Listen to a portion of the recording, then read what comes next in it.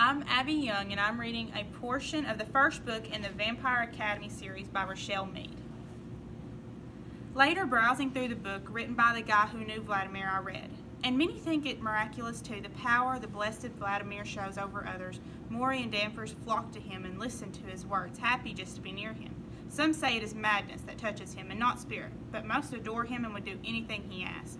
Such is the way God marks his favorites, and if such moments are followed by hallucinations and despair, it is a small sacrifice for the amount of good and leadership he can show among the people. It sounded a lot like what the priest had said, but I sensed more than just a winning personality. People adored him, would do anything he asked. Yes, Vladimir had used compulsion on his followers, I was certain. A lot of Maury had in those days, but it was banned. But they didn't use it on Maury or Danvers. They couldn't. Only Lissa could. I shut the book and leaned back against my bed. Vladimir healed plants and animals. He could use compulsion on a massive scale, and by all accounts, using those sorts of powers had made him crazy and depressed.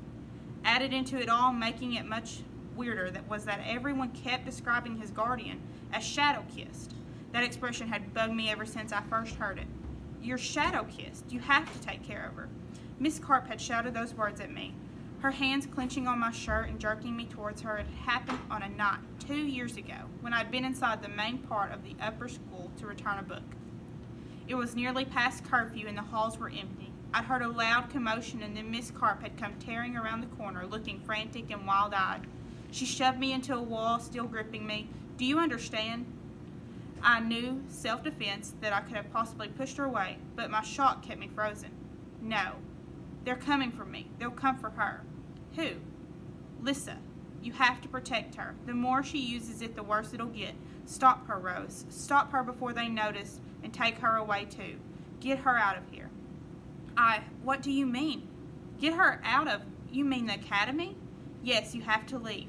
You are bound. It's up to you. Take her away from this place. Her words were crazy. No one left the academy. Yet as she held me there and stared into my eyes, I began to feel strange. A fuzzy feeling clouded my mind, and when she said suddenly, sounded very reasonably, like the most reasonable thing in the world. Yes, I needed to take Lissa away. Take her. Feet pounded in the hallway, and a group of guardians rounded the corner. I didn't recognize them. They weren't from the school. They pried her off me, restraining her wild thrashing. Someone asked me if I was okay, but I could only keep staring at Miss Carp. Don't let her use the power, she screamed. Save her. Save her from herself. The guardians had later explained to me that she wasn't well and had been taken to a place where she could recover. She would be safe and cared for there, she assured me. She would recover. Only she hadn't.